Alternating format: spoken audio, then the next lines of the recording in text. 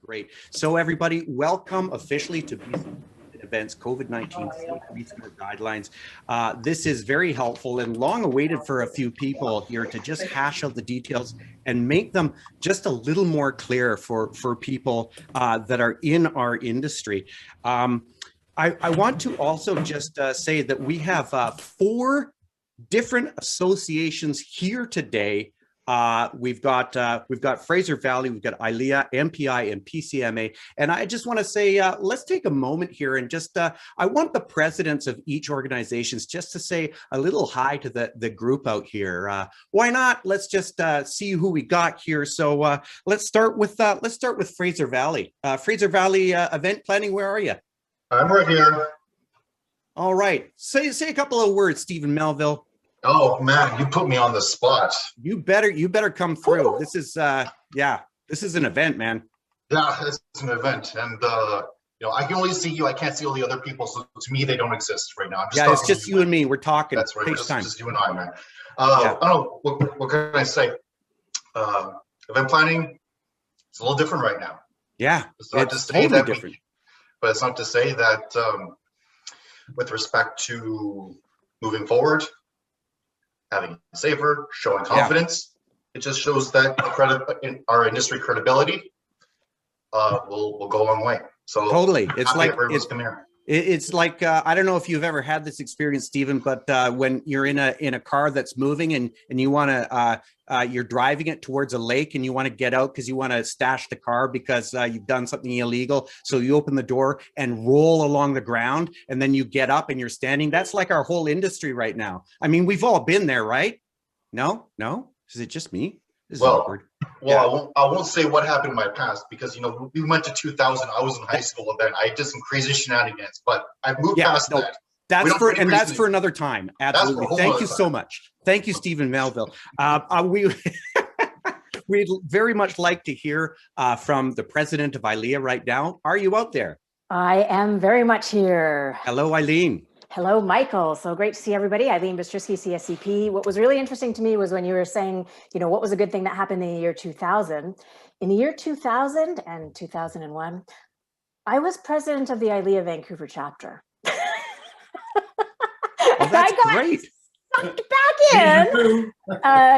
So it's a COVID deja vu. But I have to say what's really exciting. You're on mute. Eileen, you're on mute. Yes, there we go. What's really exciting this time around is the level of collaboration that exists between the industry associations. Back in 2020, there was more division. There was CSIS that had just started because we were ISIS and they were CSIS. And I really am thrilled that all of that is behind us. And now here we are together today, all collaborating, all working really well together, all forming a united front, which I'm excited to hear about today in this meeting about how we can, rally the troops and be united and better our industry. So thanks everybody for that. Thank you so much, Eileen. And it's so true. 2020 has shown all of us that, I mean, if not, the government's putting it, we're all in this together, but for the event industry, it was actually true. And there were so many people helping each other out and just reaching out to each other. In 2020, I met so many people I've never even met before who were just interested in connecting. So it's a great industry that way. And I'm proud to be part of it. MPI, David, are you there? You bet. Greetings from MPI to everyone on the call today. So we're looking forward to an interesting event and finding out about the restart guidelines. And in 2000, I was working up in Whistler with Tourism Whistler. And that was pretty good because I had skis in the corner of my office. And I think it's the most I've ever skied. Oh, so, man. I'll bet your pay was on a sliding scale. Yeah, it reflected the fact that I worked on a ski hill. So yeah, that's awesome. Great. That is wonderful. And I miss Whistler. I haven't been booked in Whistler. But God, it must be. I guess it's since the pandemic. Yeah. Okay. So weird.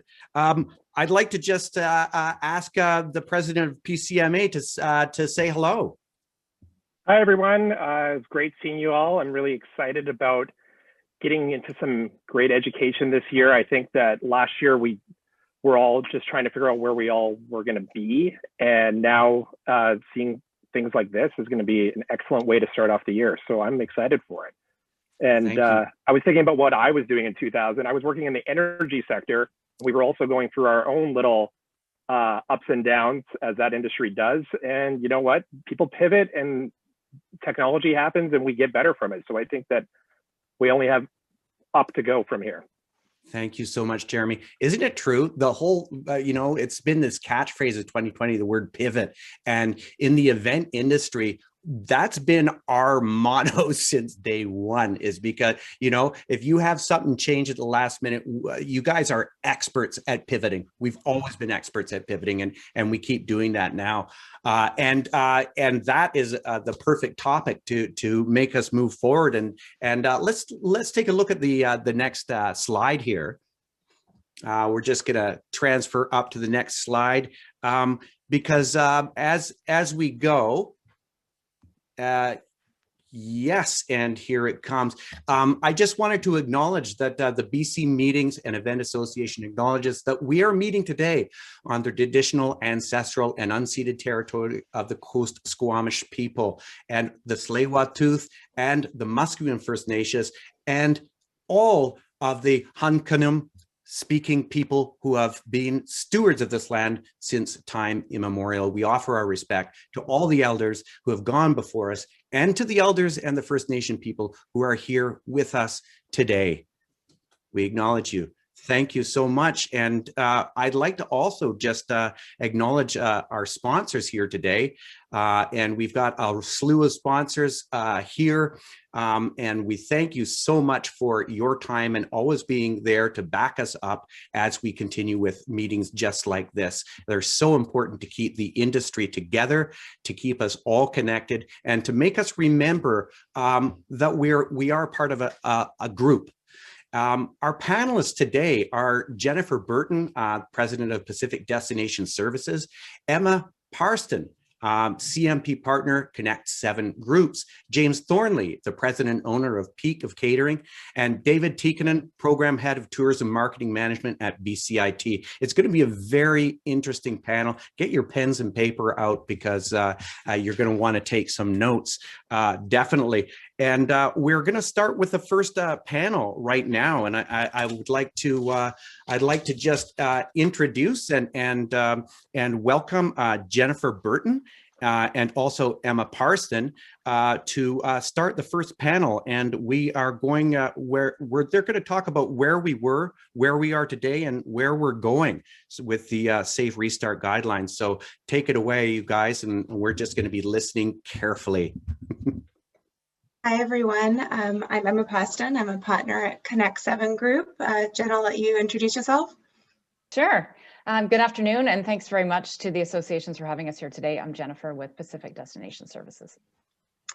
Hi, yeah, so thank you so much for having us here to talk to you a little bit about the guidelines. We're going to sort of tag team this here. I'm going to start off by telling you a bit about the why and the who of the guidelines, and then Jen's going to talk about the what and the how. So the why is pretty simple with the BC Meetings and Events Industry Working Group. And we're primarily a group of passionate industry professionals, mostly independent business owners, and we span sort of the breadth of the industry. We have representatives from AV, incentives, conferences, catering, and we did grow as this process went through, and I'll speak to that in a moment here. So to begin with, we created these guidelines primarily for the industry, for us and for you as a tool to make our sector safer, sort of emulating what the restaurant industry did, showing and proving to government that we can control our environments and safely reopen. Because it was written for the industry, it was vitally important that this document is endorsed by the industry to show that we have a cohesive mandate across the industry to make our industry safer. This also shows the government that this is the document, that our peers and the leaders in our industry are using it. So to do that, hopefully all of you received several communications from us. We sent them out through all of these associations, announcing who we were and talking about what we were doing. We've actually now created a website primarily just to hold these documents. So I can put it in the chat afterwards, but it's bcmeetingsandevents.ca. You can find the guidelines there, and you can find any communications that we've sent out as a working group. So as well as all the communications to the industry, you'll see that there was a letter that we wrote to the new tourism minister of the province after these guidelines were released to let them know what we had created and what we were doing as an industry. So as we were writing these guidelines, our group did grow because we realized that we were writing these guidelines for the industry, but we could also write these guidelines to the government to show them that our sector can begin to slowly reopen. You'll see in the guidelines that we reference a phased approach. No one's asking to hold a 1,000-person conference tomorrow. So what we found, and I'm sure many people have become aware, is that this pandemic has really highlighted that advocacy for our sector, the event sector, is really lacking. And so what we did is we turned to TIA BC because events fall under tourism when it comes to advocacy and communicating with the government. So TIA BC became part of a working group, as did many of the DMOs throughout the province, either part of the working group or advisors to the working group, as well as the BC Hotel Association is a member of the working group. So we really grew our breadth. So we wanted to now write this document, the guidelines, in a way that also spoke to the government.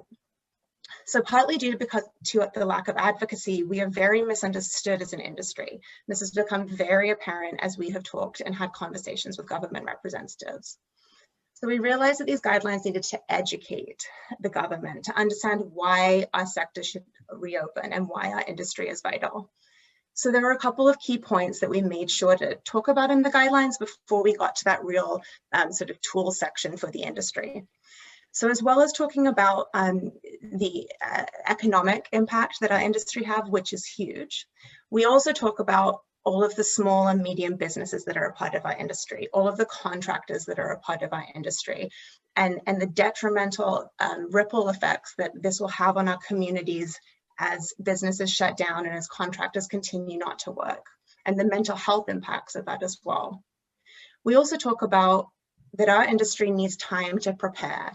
You know, we can't reopen our industry, we're not holding events tomorrow. We need time to plan those events, but we also need time to build consumer confidence. People need to see that BC is ready to safely hold events. And then lastly, we really highlight the difference between business meetings and events and mass gatherings. The WHO defines mass gatherings as large groups of people that create critical capacity on healthcare systems. Business meetings and events don't need to be that. They can be 20 people, they can be 50 people, hopefully they can be more. And then lastly, just to highlight that this document and this working group was talking specifically about business events and meetings, not social events, not conferences, not concerts, excuse me. And so highlighting what business events and meetings are and how they enhance our communities and our businesses and economies. So with that bit of background, I'll turn it over to Jen to talk about what went into the actual crafting of this document. Great, thanks, Emma. Yeah, I'll just dive into sort of a little bit of the background of the documents to pick up on a few points that Emma made, some key takeaways from the guidelines, and then how the guidelines are taking a big part of our advocacy work going forward. So I think the first thing is just to pick up on something Emma mentioned, that the guidelines really were born out of a desire to demonstrate that the events industry is so often misunderstood and overlooked. And if we could create a document that illustrates the kind of thinking and preparation that planners take on in terms of health and safety, we could start to build some real credibility with policymakers. So these guidelines were developed with input from certainly our working group, and some of the people on today's calls were a part of that. We had representation from planners of business meetings, incentives, trade shows and conferences, as well as from venues and catering teams. And we collaborated together on several iterations of the guidelines, mindful, of course, of the ever-changing research on COVID-19 transmissions, especially early on in the pandemic. And our general premise in creating these guidelines is that these would essentially be the foundation of each event's bespoke safety plan. Safety plans would begin with a risk assessment, depending on circumstances and the details of the event, and then a plan to mitigate the risks that were identified. Risk assessments and safety plans would be available in written form on site in case authorities needed verification. And also, of course, that planners were prepared and willing to take on this level of responsibility. It's totally a part of what we do. So after several weeks, once we had something ready for review, our next move was to share our draft with both WorkSafe BC and the BC CDC's Safer Operations Working Group. We found that the feedback from both of these organizations was supportive and positive, and I thought it might be interesting just to pull out some key points that came back from each organization. So WorkSafe BC's priority, this may not surprise many of you who are familiar with WorkSafe BC, but their priority is that site safety plans are communicated, posted and followed at all times, and that each vendor involved and on site, even peripherally, has a documented and visible workplace plan emphasizing constant vigilance of employee health status and daily check-in procedures. The BC CDC, Safer Operations Working Group, takes a higher level, more strategic view of things. So a few things came back from that group. First and foremost, and I think this is very notable for people, they fully endorsed our suggestion that each event would have a designated safety manager responsible for all elements of the COVID-19 risk mitigation strategy. They certainly alluded on all occasions to the fact that physical distancing takes priority over all other plan elements, including air circulation, signage, hand washing stations, etc. They are looking for detailed plans for contact tracing at each event. They place extreme importance on the ability of events and planners to deal with any identified case of COVID-19 on site, should that happen. They identified early on to us that temperature checks are considered ineffective, which is why you don't see that referenced in the guidelines at all. And I found this interesting. There was definitely mixed reviews when it comes to rapid testing. So that's something that we allude to in our restart proposal, but don't go into too much detail on, because until the tests can satisfy government concerns, they're not widely endorsed at the moment. So sort of as a way to highlight how the guidelines fit into our ongoing sector advocacy, they absolutely form the base for our proposal to government, suggesting that our industry has extremely high standards of safety and compliance. It is as safe or safer than other industries which have been allowed to resume, such as film, and should be considered able to restart, beginning with groups of 50 as soon as the time is right. We assure the government that the guidelines are widely endorsed and adopted by planners in our industry. And this is key, that no COVID transmission has been attributed to events that did endorse the guidelines and had COVID specific mitigation measures in place. And I think it's, Emma mentioned this already, it's certainly worth stating again that our industry is suggesting that we are supportive of a graduated restart. It's obvious that we can't go back to large things immediately. And we're very mindful that we're suggesting business meetings at events as the first phase of a restart, simply because business events, by their purpose and nature, are safest. They allow the behavior of guests to be monitored and controlled relative to social events. And that's why we're suggesting that as phase one. Emma, did you want to add any closing comments? Yeah, I'll just add a couple of things to kind of wrap up sort of where we're at now and what we're hoping to be doing imminently. So just to sort of say, I know that maybe it might seem like, you know, we haven't we've been working on this proposal for government with the guidelines, and maybe that's happening a bit slowly. We're obviously working with government advisors to provide us the intel and the best time to give that to government. Obviously, with a lot of the new variants and things right now, people gathering in any sort of way isn't very receptive.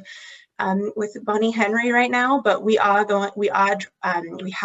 drafted a formal proposal under Section 43. So Section 43 is new information not available at the time the order was announced. So this proposal is based on the guidelines suggesting that our industry has a proven safety track record and can be counted on to be part of the solution. And as a part of that, we've been collecting data. So again, on that same website, you can go and you can submit data on any events in BC that you've held. I think we have something that we'll be sharing shortly with some of the information on that data, but I think we're at a 99.9% safe track record. And I think there's over hundreds of events in there. Stephen can correct me in the chat if I'm wrong on that. And finally, just to say that what we've done in BC as this working group is BC is ahead of the rest of the country on this. We have other provinces coming to us asking to emulate what we've done in their province. So, you know, as a province, we should be proud of that, and that we are working hard to get us back to business.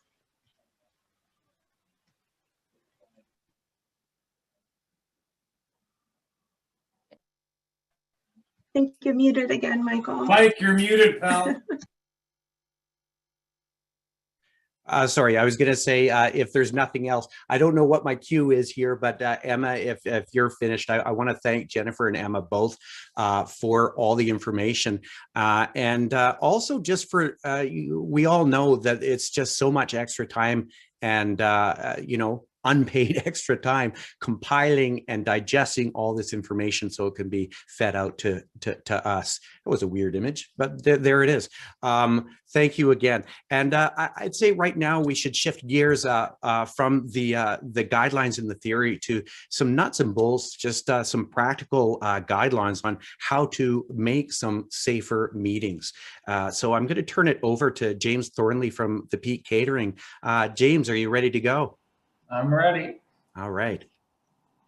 Well, good afternoon, everybody. Lots of familiar faces out there. Some I've known for a long, long time. Great to see everybody, and thanks for having me here.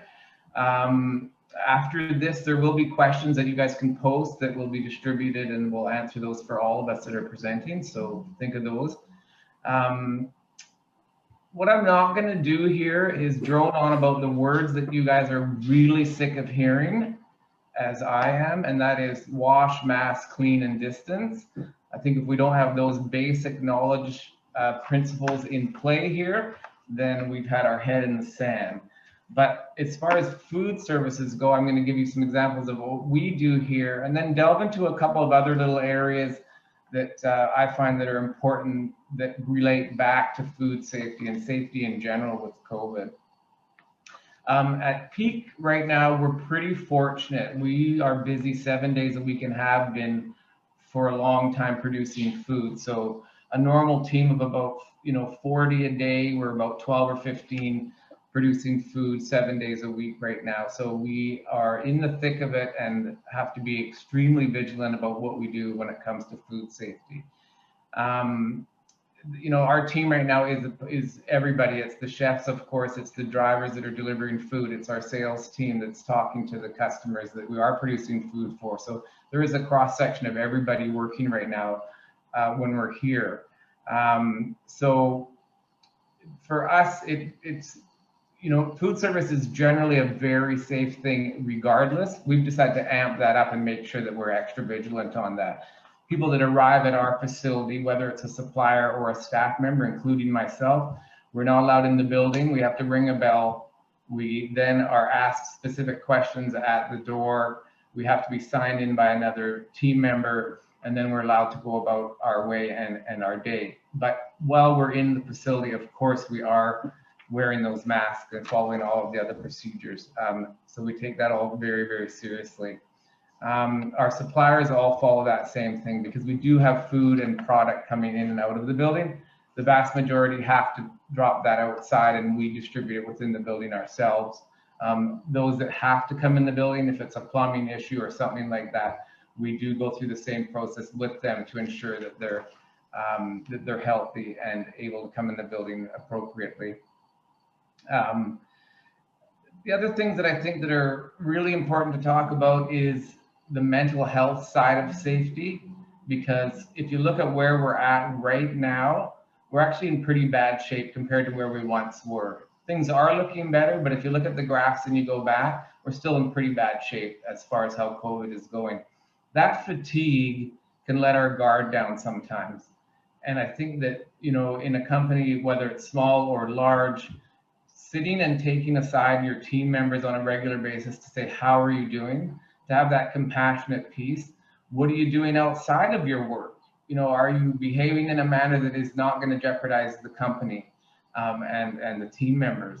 And making sure that they're okay. A lot of us deal with this quite well. Some of us deal with this, you know, very hard because it's been very difficult. And so that side to me of really, really being close and touching all of my team members as our managers do to make sure that we're giving them all the support they need means that they're going to react and be more careful with us, and then hence anything that might relate beyond our doors to the food production and services that we're providing for people. You know, and at one point that was over 5,000 meals a week. So our potential reach out is a lot of people touching products and food. So we just have to go back to that mental health piece, I think, once in a while, and really make sure that people aren't just putting on a happy face. It does actually relate to safety and into food safety as well. I'll tell you what we seem to know right now about food and its relation to COVID, because this does change all of the time, and it changes now because of the variants, because there's certain things that we don't know yet. But what we do know, there has been no cases where food or food containers have been involved in any transmission of COVID. So that's great. So what happens is if you were to consume an apple that someone had touched and it did have COVID on it, your acids in your stomach would kill that virus in the digestion process. So they have proven that thus far that you are safe when it comes to even if you do consume that food. But what can happen is if you touch that apple and then you touch your eye or your mouth, we know that that is an entry point for the virus. So two different sort of factors there that you have to keep in mind. The virus is able to live in a fridge or a freezer, actually. But let's keep in mind it is a virus. It isn't bacteria. It doesn't grow. It can live for a certain period of time depending on the types of surfaces that it's involved with. Also, the viruses will be killed in a cooking process as long as you reach a minimum temperature of up to 74 degrees Celsius. And those are common points that we adhere to all the time when it comes to food production. What are we doing during this time? What have we been doing? Well, we've been doing a lot of frozen individual meals, which have all gone very well and are very safe. We've had no incidences about that. You've probably all seen those individual beautiful little packages of food you can get to do a lot of virtual fundraisers that I think we've all been involved with, where things get sent to people's homes. So we've done a lot of those. I've always considered caterers logistical companies as well. Certainly when you're doing up to 250 deliveries in a day, that's a whole other level. But that's been a learning process for us, so that really important things like fundraisers can still be done and be very successful. Especially if you can send a bottle of wine and some delicious food and get people primed up, they tend to spend a bit more money. So that's great. We've been involved with some great charities on that front. So that's been going really well. Cooking classes is something we've done as well. That's fun. That's also something that can be done. Engage the family, learn something along the way, and have some fun while you're at it. And that's kind of it for me. I don't profess to be a virus specialist, and I'm always very interested in the psychological piece of this. So, shoot some questions my way when the time is right. I'll be happy to answer to the best of my ability. And in the meantime, I really appreciate the opportunity to speak to everybody, and look forward to some great questions. Be safe out there. Thank you. Thank you so much, James. Big round of digital applause here that no one can hear. Yeah. Jazz hands, jazz hands. Yeah. Any choreography? Yeah. James. Yeah, exactly. And I've tasted, and a lot of us have tasted food from the Peake Catering, and we know how essential it is to a good event. I will go to an event. I will sit on my hands, and I will get someone to feed me if that's what it takes. As long as the food's going in, I get that my stomach is burning up that virus. So as long as I don't touch my hands to my face, so just sit on your hands, have your friend feed you. You all have to go with a buddy to these events. A spoon buddy, we'll call them spoon buddies. That sounds good. I'm going to TM that. Okay. Thank you very much. We have one last panelist here. I think you've heard of him, David Tikkanen. He is going to be talking right now about just ways to take these guidelines from the restart into action with the new BC micro-credential courses and on safer events. Great idea. David, it's over to you. Well, thanks, Mike. I'm just going to take a sec here and share my screen so you can see it. So yeah, let's take me in. Great. So I'm the last speaker today. So thanks so much, everyone, for joining us and hearing kind of an update of where we are with the restart guidelines. And in response to this being developed, one of the charges that the government has given the post-secondary institutions is to start developing content around some of the things we're going to need to restart the economy and restart the meetings industry specifically for us. And so some funding was made available so that we could create some courses that could help all of us in this industry get back to meeting. And so I'll talk a little bit at the end. I've got a short presentation today just talking about the course and see if you might want to take it.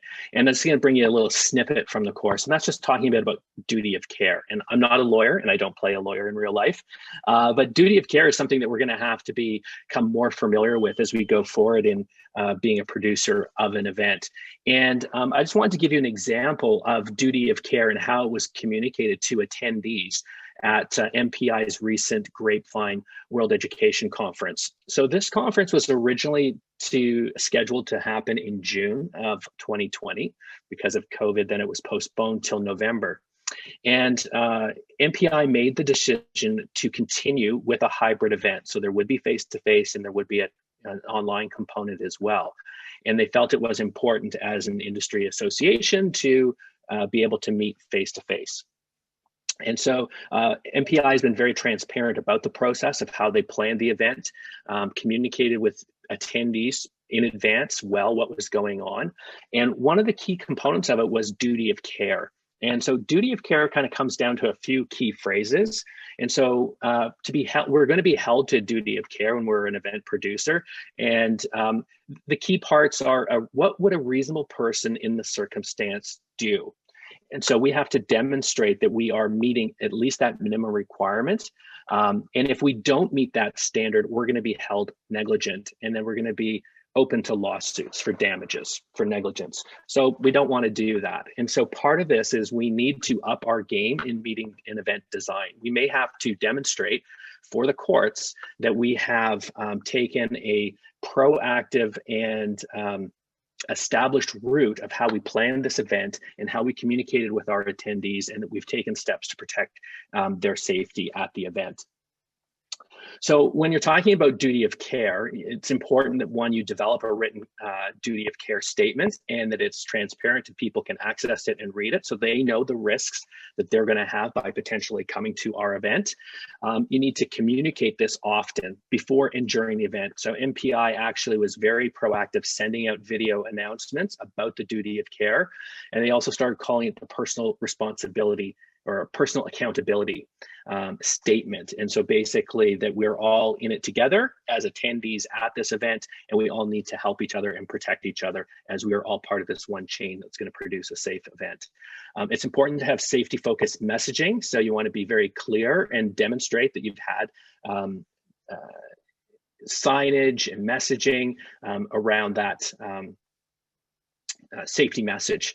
They produced long format videos, 5 to 8 minutes. So, messages that were played in advance and sent out to people who had registered for the event, describing in an upbeat way some of the changes for the event and the expectations. If you're coming on site to attend this event, here are some things that are going to be a little bit different than they have been in the past. And that by coming, you're agreeing to follow these rules. And there was also short ones, 15 to 90 seconds, and those were cut in as well into communications that MPI sent out well in advance of the event and constantly during the event as well. You want to make sure that we set the expectations for attendees. You don't want people to be surprised when they walk in the room and find all these things going on. You want people to know in advance what's going to happen. And we want to use internal and external communication channels to promote these. So whatever is appropriate for your event. It could be social media if it's an external association facing event, or web, email, internal communication. Good use of video, I think, is important in this because people can see directly leadership of the event speaking to them, saying this is what we're going to be doing, this is how we're going to protect all of our safety at this event. And the use of influencers. So MPI was quite strategic in that they would choose people who they knew were high profile within the community to make messages basically saying, you know, I'm supporting this, I'm committing to having a safe meeting, and I'm going to be wearing my mask, or I'm going to be practicing social distancing. So there was these constant reinforcements that it was the standard that people would be expected to follow when they came on site. The meeting was held in Grapevine, Texas, the Gaylord Texan Resort. Some of the things that I thought I'd share with you, I saw was a little bit different and interesting. One was they had a Mark, who's part of the member care team at MPI head office. And he was kind of like a virtual concierge, which appeared in these video booths outside the escalator. So every single person would have to walk by him to get into the meeting space. And it was sort of an ask me anything where people could come up and ask him questions. And he was at an offsite. He was actually at his home in Dallas answering all these questions. It was a really popular element. One of the other things that was a little bit different was there was an in-house medical clinic, so provided by in-house physicians. So each morning as people entered the meeting space, they were safety screened. In fact, there was an app developed. So in your guest room, before you came to the meeting space, you had to answer a questionnaire, a medical screening questionnaire, and you either got a tick mark, a yellow, or a red. And if you got a yellow light or a red light, then you were connected with in-house physicians and you were advised of what the next steps would be.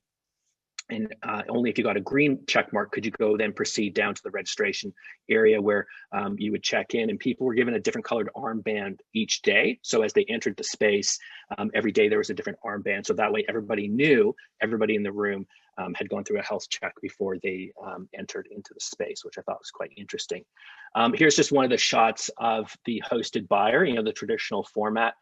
So everyone was required to wear masks except when eating and drinking, and there was plexi everywhere. But they were able to continue with the business of meetings. And this event had actually over 660 attendees at the event, and this was in November. So it's encouraging that, you know, we can meet again and we can move forward in our industry.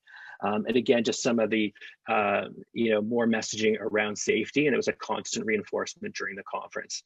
Sort of like on an airline, you know, safety is the first priority. And I think sometimes as event professionals, we haven't realized or taken as seriously our need to be, the safety monitor, which we're going to have to going forward, at least for the next little bit.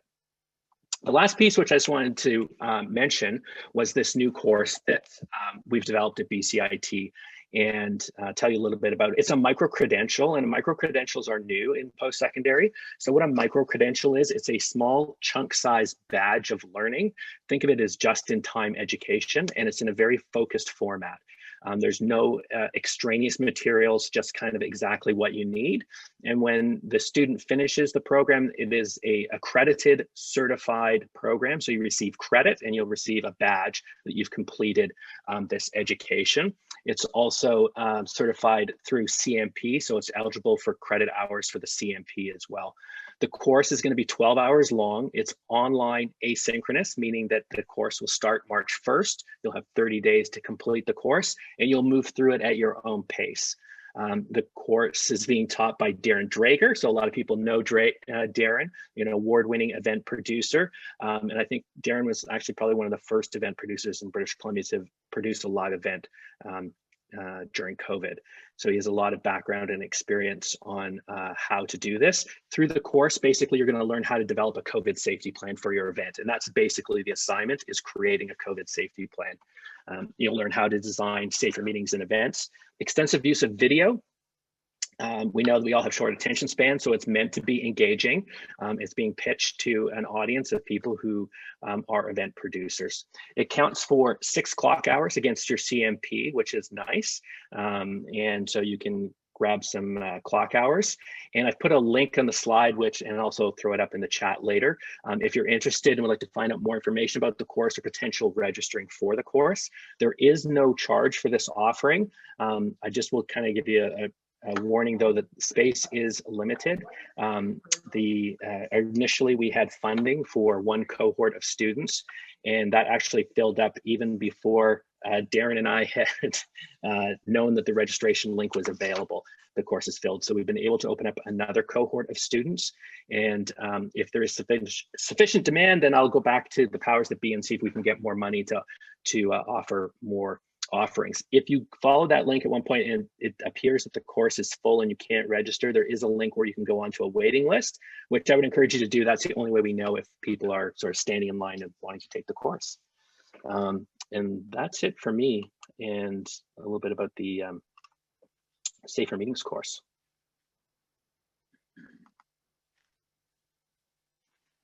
Thanks so much, David. And yeah, I mean, micro-credentials, what a great idea. I think I'm going to be signing up. So things that you can do quickly or in a bite-sized chunk of time right now are so important. So thanks again, David. And to all our panelists, we have time right now for Q&A for all our panelists, Jennifer, Emma, James, and David. The way we're going to do it is we are just going to write, if you have any questions, just put them in the chat window, and myself and my helpers here are going to be scanning for questions here. So let's just open this up right now for Q&A. And I think I'm going to actually start. I saw a good question here from Stephen Melville to David. Stephen asked, Dave, can you confirm that if there was any transmission after that event of 600 plus people? Yeah, you bet. Great question, Stephen. There were 3 cases during sort of connected to the event. There was one on the first day where they believe that the person was ill before they came to the event. And that was identified on halfway through day 1 through health screening, when the person tried to register and was the initial health screening, and they were referred to the in-house physicians. Another person woke up on day 3 not feeling well, and again, they did not go into the meeting space. That was a confirmed case. And then after the event, there was 1 person confirmed case. So 660 in-person attendees and 3 cases that they tracked. Okay, thank you very much for that answer. H. Thagama is asking, could you provide the link again? You bet. And you've already done it. Great. And also drop the course link in the chat. I think you're probably doing that too. You're on it. You seem really on it, David. You're on it today. Not all days. Yeah, I'll throw it up in there.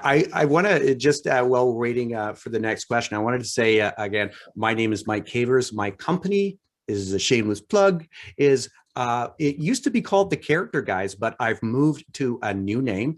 I am just MC Events, or Mike Cavers Events, event. I don't even know the name of my own company, Event Entertainment, Mike Cavers Event Entertainment. And right now it's been odd, but I've been massively busy doing game shows and other sort of interaction specialization events for online events all across North America for companies, very high profile companies everywhere from New York to Texas to LA, tons on the East Coast in Toronto. And I've been honing my stuff so it really works not only as team builders for groups that just want to get their at-home workers to remember that they're part of a group, but also for sales teams when they want to refamiliarize themselves with their own VIP clients. There's no cocktail parties. Golf is prohibited in a lot of places. So I'm getting a lot of repeat customers throughout the month doing these sorts of events. And having said that, not to take too much of time, after this event is finished, I'm going to do one more round of trivia. We're going to go back to the 1990s. So if you have time, stick around for that. It'll be really fun.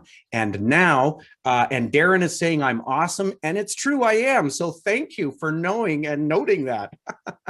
Awkward. Okay, so we are looking at, okay, Tom Stolberg has a question here. How will the government police compliance with the Safe Restart guidelines? And this is to everyone. I don't know who would like to take this. Jennifer, do you have an idea? Yeah, I'll jump in. All right. It's a really good question, Tom. I guess our direct request of government is to sit down and actually have a meeting with the PHO and other stakeholders who would be willing to have a conversation with us, the Minister of Jobs, et cetera. What we have learned thus far is the government doesn't have a ton of interest in policing any level of compliance. So our question is similar to what you've asked, like how do we monitor this? How do we do it? Where we're at right now is that the regional health authorities will hold data on events that have been held and then the resultant transmission rates from those events. And that will funnel back up to the PHO to inform further policy. So if our rates are low, if our transmissions are low, then we're led to believe that we can once we can restart, everything will go according to plan, and we will be able to proceed unless there's a real cause for concern. We've asked the question of if it would be helpful to register event applications or plans with WorkSafe BC, with Regional Health, with PHO, and that has been met with some interest, but not a ton of approvals. They're very hesitant to agree to anything like that because of the workload it creates within their own organizations. So I guess that was a long answer, and I don't know that that was an answer, but it is an excellent question, and we're trying to find out what the best approach is in terms of compliance and policing. Great. Thanks, Jennifer. Are there any other questions out there that anyone wants to put in the chat window, or even just turn your mic on and ask verbally? The old-fashioned way. Anyone want to talk about how they feel right now? It is Thursday, isn't it? I stumbled on that because I wasn't even sure it was Thursday. This is the time we're living in right now. It is Thursday, though. Anybody else? It looks like, yeah, okay. We've got some other questions down here. Lucy Ng, thank you for the great info. And then we're going on to Nazmi, to everyone. For David and Darren, apart from the COVID safety plan, is there any other outcomes expected of students in terms of assignments and submissions? David, did you want to take that? Sure. It's a 12-hour course, and so we don't want to load it up with too many assignments. So basically, it's one assignment that you work through 6 individual modules going through. And so the end result is a COVID safety plan for an event, and it's going through all the different steps, looking at your event to develop this particular plan. Great. So there are the learning outcomes are on the website as well. So I can follow up with you and give you the course outline if you want. I think Darren's checking that in there. And then one thing I just might speak to from our experience at BCIT with holding live events, quote unquote, because we are holding classes. So we have several programs which are meeting face-to-face with instructors in socially distanced manners. And the way it's being policed for us is through WorkSafe BC. So if you've had experience with WorkSafe BC, that's not necessarily a positive. You know, it can be quite onerous, but that is kind of like the heavy hammer stick that we've been working on the guideline in terms of what we did is we took the WorkSafe BC standard and then we created a BCIT standard above that minimum. So we use that as like a minimum quality standard. And we were told on the education world that that was how it was going to be enforced through us, was going to be WorkSafe. And we had to submit all our plans through for WorkSafe BC approval for every space that we have students and instructors in. All right, thank you so much, David. Well, we have a question from Aisha from the Western Bayshore. The question is, would anyone have information on companies that offer COVID testing for attendees similar to what the filming industry has? Groups are looking to have this service available as part of their conferences. Does anyone have any info? And I'm wondering who would like to take this question? Yeah, great, Emma, thank you. I'm joking. She didn't do anything. I'm just trying to put her on the spot. Does anyone else, anyone want to take that? Does anyone know? Nobody knows? All right, then we are going to move on. Joanne has said, in response to policing, I believe it is our industry's duty to ensure we hold ourselves to an incredibly high standard to prove our capability and professionalism and being able to deliver safe, responsible events. And definitely, we are definitely having to blaze the trail, because if we don't, if we're not perfect, then people are going to jump on it. We have Christopher Lynn to everyone regarding duty of care. Who gets to draw the line as to where and what's considered negligent or not? David, this is directed to you. Yeah, that would be the courts. They get to decide. So what the key phrases here are reasonable person. And so what would a reasonable person be expected to do? And so you just want to be able to demonstrate that you have considered and you've identified potential risks at this event, and that you have mitigation plans in place to mitigate as much as possible, which is reasonable, right? So it's not, if someone unfortunately got COVID at an event that you produced, you're not being held accountable for that. It would be if that you have no safety plans in place and you haven't considered that. So it's really just kind of taking a more organized approach. And a thumbs up to Joanne's comment is, really, you want to make sure that you have high standards in place and that you are able to demonstrate. If someone knocked on your door and said, hey, how did you make this meeting safer? And you could say, well, previous to pre-COVID, I didn't do this. And now post-COVID, I do these things. And these are all these steps that I'm taking. So it's just that you're prudent and steps that a reasonable person would take. So it's a loose test, right? So that's where the challenge is. So that's why we need to document, and you need to have a process in place in order to demonstrate to the courts that you have considered the risks involved. Thanks, David. I have a question for Jennifer. This is from Christopher Lynn. What information do we have available regarding rapid tests and their implementation in BC, Canada, and the names or brands that are considered or in focus for events? Well, we don't have a lot of information on this. And I think, Christopher, it's mostly because the BCCDC is really on the fence about these rapid tests. There's some science behind the tests that suggests that they're not very effective when it comes to asymptomatic carriers. And because people are contagious for 2 days before they show symptoms, that's a big problem for the PHO and the BCCDC in terms of these tests.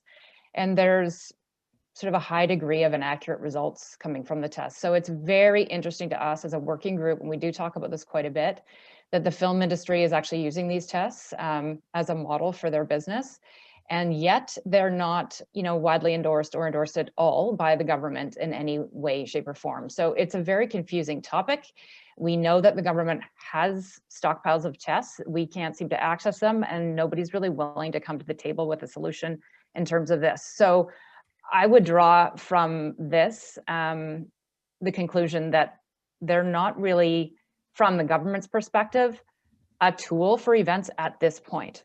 We hope that they will be. We hope we can get there with them because we think that they are a solution, but we're just not there yet. Thank you so much, Jennifer. We have just a couple more minutes for questions here, everybody. Yeah, and Joanne, thank you for all your input at the bottom of the screen for the COVID testing film industry, echoing what Jennifer said. And if we have any more, it looks like things are slowing down a little bit. So I'll give you just another couple of seconds if anyone has a last minute thing to put in the chat window. And you do. Oh, Christopher, yeah, just says, thank you, Jennifer. I hope the test factor gets approval. Yeah, that would be fantastic. I want to thank everybody for coming today, and a special thanks to our panelists for their time and their very, very clear explanations. Give them a big round of applause here, everyone. Oh God, if you could just hear those applause, but you could if you stay for my game show. Pow, I just did that again. Yeah, but anyway, thank you so much, everybody. Thank you to the panelists, and thank you. You know what? I really like seeing these multi-association events, especially educational events. I think they're the way of the future. And boy, you know, when we get together like this and everyone gets together, there's just strength in numbers and lots of brains out there. Yeah, so everybody, great to see you all. And for those who have to leave, I wish you good luck and fun for the rest of the week and the weekend, and a wonderful 2021 ahead of you. For those who stay, because we're going to be going back in time to the 1990s when pop was amazing and trivia was fun, and we all had gigantic cell phones or no cell phone at all, stick around. Thank you, everybody, and have a great day.